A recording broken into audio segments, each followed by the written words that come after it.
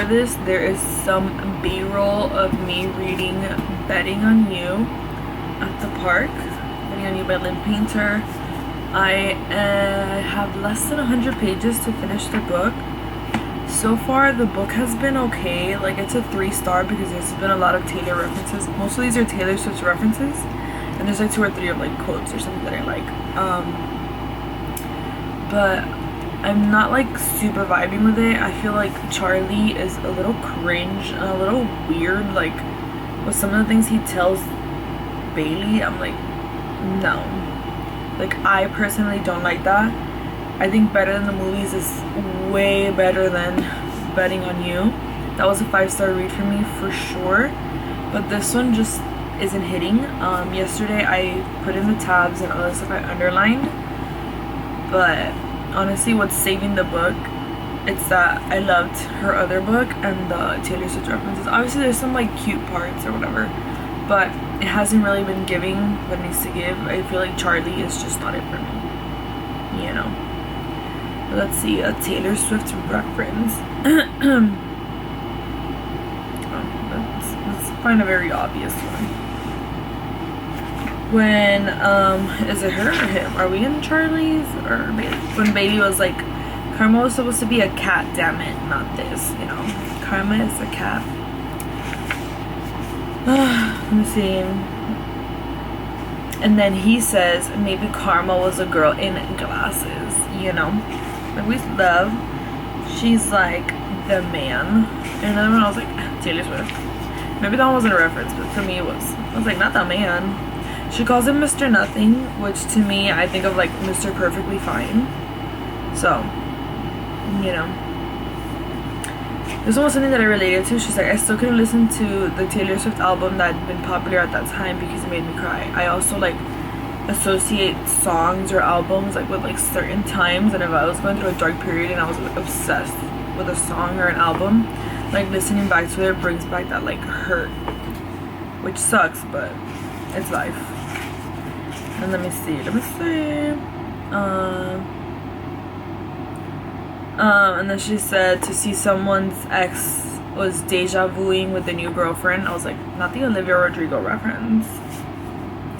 And then this was like relatable because she's like, remember how we just binge episodes of Big Time Rush hours on end? And I was like, same. I was a Logan girly from Big Time Rush. Okay, let me see. Oh, I skipped one here. Hello. Oh. There, but this is so Jasmine coded, which is with my friends. And then in another one I put, this is Libby's Maria and I coded. It's like, that's so us, you know. Let me see. Amazing. Oh, that was something else that I related to. Not a Taylor Swift reference. I'm just trying to read to you guys like the pop culture references. That was not a pop culture reference either. Okay, and I just feel like the main character Bailey, she tries to be too quirky. Like, she does like a Coke. She wants half diet, half regular. For popcorn, she wants like half buttered, half unbuttered. And then here she's like, she eats her pizza like first the toppings, then the cheese, and then the bread, like the crust. I'm like, okay, I guess. Like, she tries to be like, at least the way she's written is too much of like, I'm not like other girls, which like, okay, it's fine, you know, but like, it's a lot. Come on. Okay. So she was like, what songs did I play to sing? And Charlie said, All Too Well, the 10-minute version, of course. And then they sang You Almost Ran the Red because you were looking at me. And then the F the patriarchy part, Keychain on the Ground. Love it, Living. But that was like direct lyrics. And then she said, I felt an invisible string pulling me closer. I'm not gonna say what happened there. That's all I'm gonna say. But, you know, Taylor Swift references. I was like, not the invisible string when I first read it. So I do like the little like Taylor Swift references, but like that's all I really care about the book. And then they were like, I heard Taylor's voice say, "Are you ready for it?" And it's like, "Let the games begin." Okay, that was something that I related to, which I'm not gonna say because I guess it kind of spoils it a little. And then okay, that's a spoiler. No. Okay, and then they talk about the Kansas City Chiefs. So I literally wrote up here, I was like, karma is the guy on the Chiefs coming straight home to me, you know, because you got to. And then she references vigilante shit. She goes, I was in the middle of drawing eyeliner tails sharp enough to kill a man. Of course. I was like, I love that song. The next one, that was something that I related to. And then they talk about Descendants, the movies, and I was like, I love this for me because I love Descendants. So, you know, like the little relatable stuff that I like. But at some point, she's just too quirky, and Charlie just gives me the creeps sometimes. So I'm not obsessed with it. So it's like a 3-star read right now. And honestly, I have like 90 pages left, and I don't think in those 90 pages she's gonna change it. Like in Better Than the Movies, I like couldn't put it down, and this one I can see myself being like, how much do I have left? So that sucks because I also bought, what's the name of the book? The Do-Over, because I started this one. I was like, oh my god, the Taylor Swift references, I like it. And I did like it in the beginning, but then it just got like, no. So I hope at least it's a 3 stars. Hopefully it ends up being a 3 stars at least, and hopefully the Do-Over is better than Betting on You. But I feel like none of them are gonna surpass what is this called? Literally Better Than the Movies. That's like, I feel like my favorite Lynn Painter book. But I do want to finish this. I'm also like 30% of the way through The Hunger Games. This is my first time reading it. I've never read it. I'm at the part where they're like in their first night in the, what is that called? I'm not a the name of the place where they're like in, where they have to kill each other. It's the first night. So I'm getting excited. It's good or whatever. I'm not a very big dystopian girly. But I'm getting into it. So I think that's like halfway through chapter 12. So that's where I'm at right now, and we're just going along for the ride and reading The Hunger Games. So I'll keep you guys updated on both of these books, and hopefully I'll finish The Hunger Games by the end of this weekend on Sunday, because I do have to return it to the library in like 6 days. So I have it on Libby right now, so I'm doing that, and then hopefully I finish this by Sunday too. I'm already like for it. I just want to finish it. But I'll see you guys in the next clip.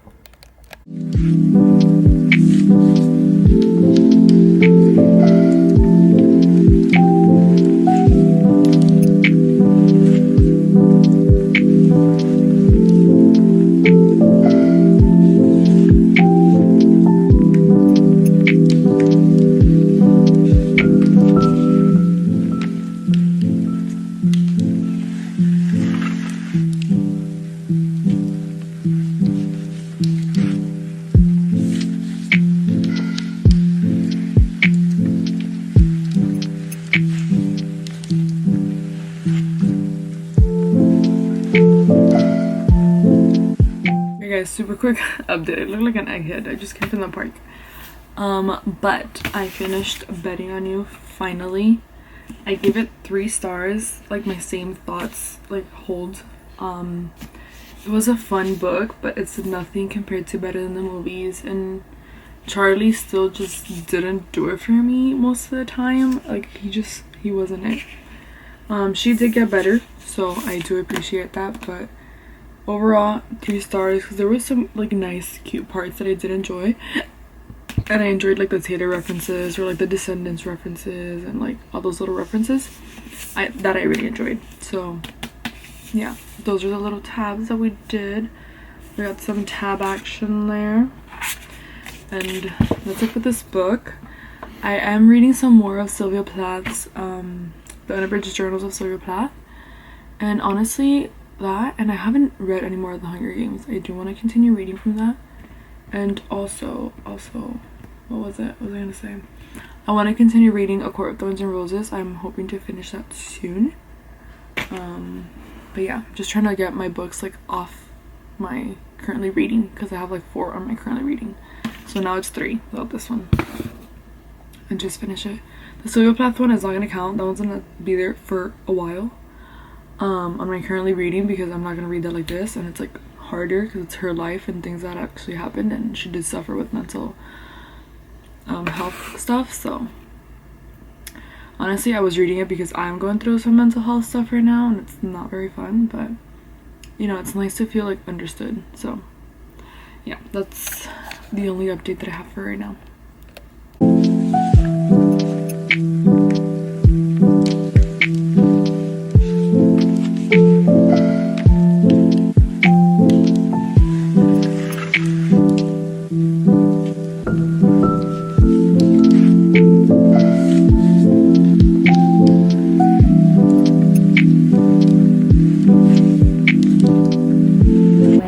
Okay guys,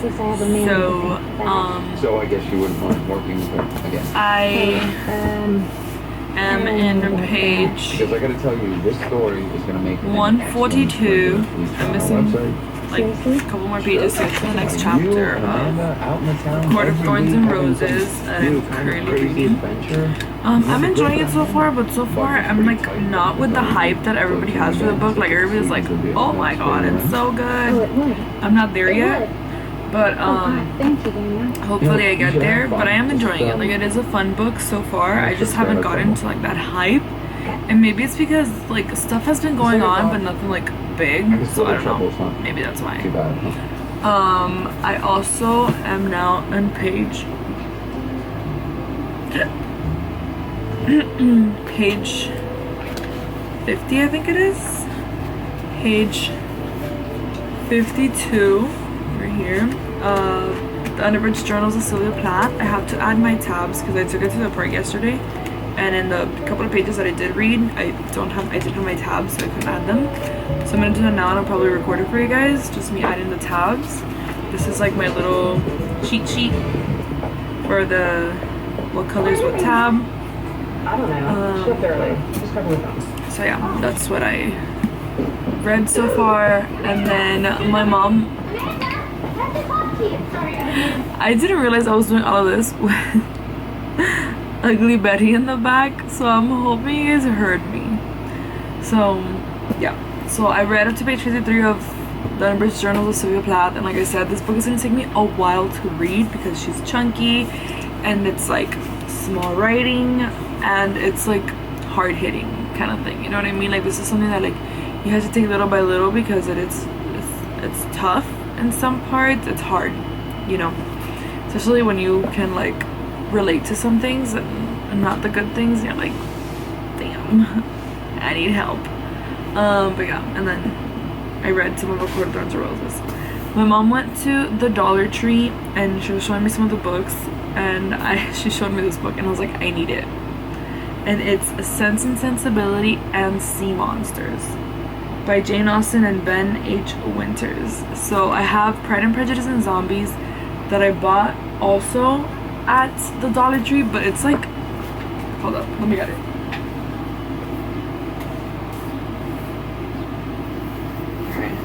So I bought it at the Dollar Tree, but it's like a leather-bound book for Pride and Prejudice and Zombies. So I guess I'm going to collect, can you guys see it? Out of like the Jane Austen novels that are like this, like Pride and Prejudice and Zombies. I've never read it. I do want to read it, but I haven't read it yet. So I'm gonna do that. And Sensibility and Sea Monsters. Like, how cool is this? And it looks just like a Penguin classic, which is just so cute. I love it. So I do wanna. From the publisher of Pride and Prejudice and Zombies comes a new tale of romance, heartbreak, and tentacled mayhem. So I'm excited. Like, I love Jane Austen. She's my favorite author. I still haven't read Sense and Sensibility. I think that's my next one, either that one or Emma. I've only read Northanger Abbey, Pride and Prejudice, which is my favorite book ever, and Persuasion by Jane Austen. So I've read 3. I have all of her like ones that are released, which is Sense and Sensibility, Mansfield Park, and Emma, and Lady Susan.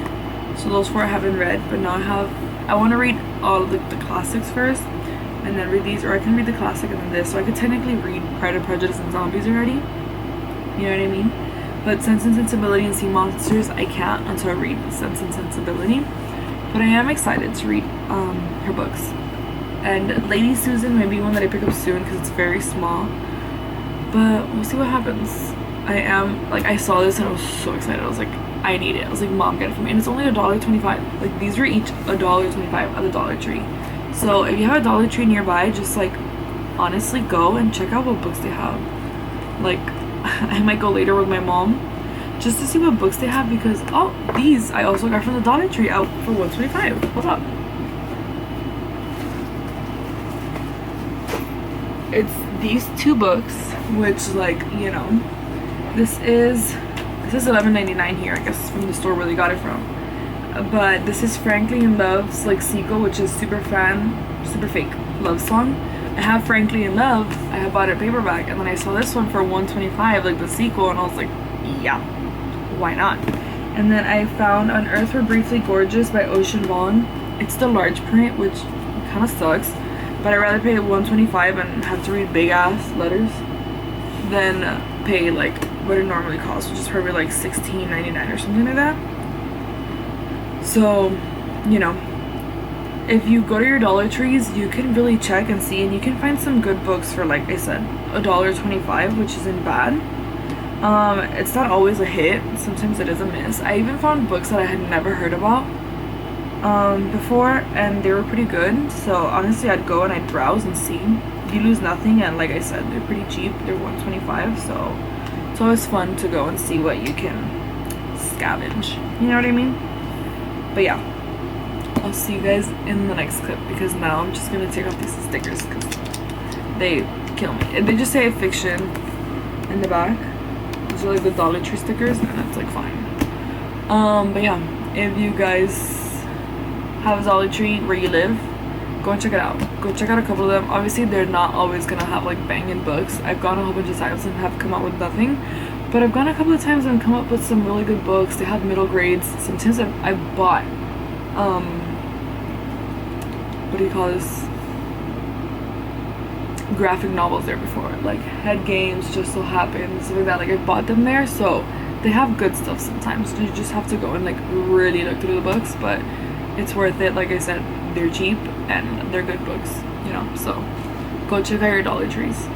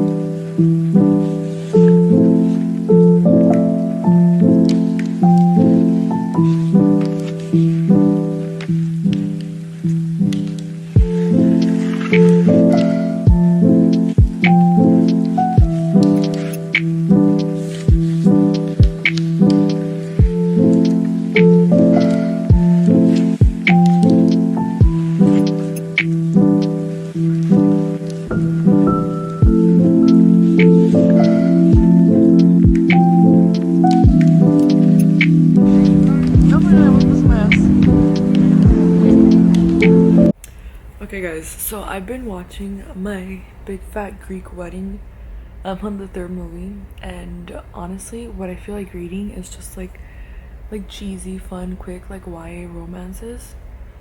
So I have 3 options. I will end this video I think today because I have clips of other stuff that I've done that I'll put in here. I didn't get much reading done in this vlog, but that's okay. We still read a little bit and we were going through it mentally, so it's fine. But the one that I really want to read, hold on, let me tell you the three. I have Love and Luck by Jenna Evans Welch, which is the second book in, like, I guess Love and Other Stories or Love and something by her. Her first one was Love and Gelato. I enjoyed it. It was like a quick, fun, easy like read, like a summery read, and that's what I'm craving, even though it's spring and it's been like storming every day. Like, this is what I'm craving, like a book like that. This is the one that I really want to read because I've been watching My Brief by Greek Wedding, and it's Love and Olives, also by her. But I know they're like companion novels kind of thing, so I don't know if like the characters meet, like the characters from Love and Gelato, I don't know if they're gonna be here and like know each other or something. So I don't want to read this one because, you know, but this one's Love and Olives. It's in Santorini, it's in Greece, so it honestly just goes with the vibe of My Big Fat Greek Wedding. So this is what I really truly want to read, but like I don't know if I should. So I want to Google first to see if like I have to read Love and Luck first before reading Love and Olives. And the other option I have is The Do-Over by Lynn Painter. This is the Barnes & Noble exclusive paperback that has like the really pretty edges.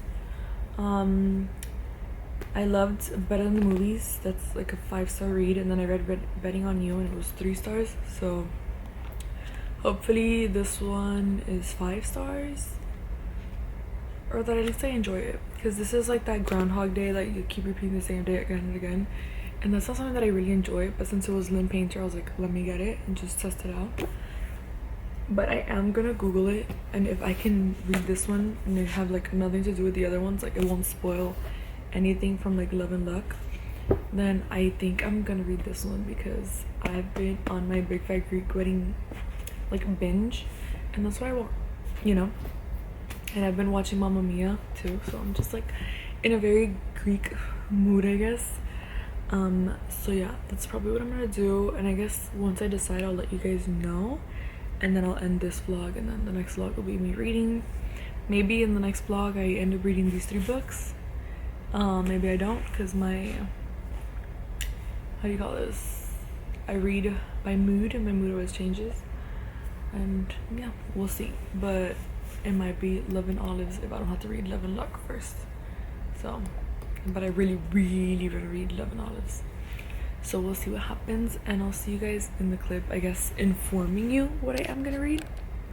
Okay guys, I looked up what we were talking about yesterday, and the characters from Love and Luck do show up in Love and Olives. So like they said, it's not a spoiler, but like I don't want to know who she ends up with, you know. So I'm not gonna read Love and Olives until I read Love and Luck, but that'll be for like next week's vlog. I finished The Hunger Games today. I was listening to it on audiobook, and I gave it 3.5 stars. It's like fun and stuff, but I'm not a big dystopian girly. Why is this like not focusing? Okay, I'm not a big like dystopian girly, but I still enjoyed it. Also, like, you know, it wasn't like my favorite thing to read, but I did enjoy it, so I gave it 3.5 stars. And I'm waiting to get Catching Fire from the library. I get it in 2 weeks, it says, so we'll read it then. But yes, so later, while I'm wrapping books for the blind date with the book that I said that I want to do, I'm like halfway done wrapping them. It was just a lot of books, so gonna finish wrapping them later, or maybe half of that, because to do half of them is taking me 2 days. I also ran out of paper, but whatever. So I bought the paper today, and I bought everything, so I should finish wrapping everything between today and tomorrow. So I will watch the first Hunger Games movie while I do that, just to like catch up, because I've only seen the first one of the Hunger Games, and I thought it was just okay. I saw it like years ago, so I have not seen 2 or 3, and I don't know what the heck happened in 2 or 3, so we're gonna just go with it. But today I do want to watch the first one, and then after I read Catching Fire, I'll watch the movie, and then after I read Mockingjay, I'll watch the 2 movies. And it was like a part 1 and part 2, so that's what I'll do. So that's what I'm gonna do for today, and that's it for this week's video. I did a couple of things here and there, not a lot of reading, but there was still some reading done. I do need to finish 1 more book before the month ends to to be like caught up with my goal of 80 books in a year. So every 3 months I have to have read 20 books. So at the end of December I have the 80 books. So fingers crossed we get it done and that I can finish one more book. It is the 26th and March has 31 days. So I have 5 days left, which realistically I can finish a book if I really want to. It could even be like a manga and I'll be done. I could finish You Know the Dawn and I would have met my quota. So I have more than enough time to finish a book, and that's probably just what I'll do. I'll probably start Love and Luck and maybe read You Know the Dawn, or read some One Piece since I do have One Piece. Maybe just do that. But I will see you guys in my next video, and I hope you enjoyed this video. Bye!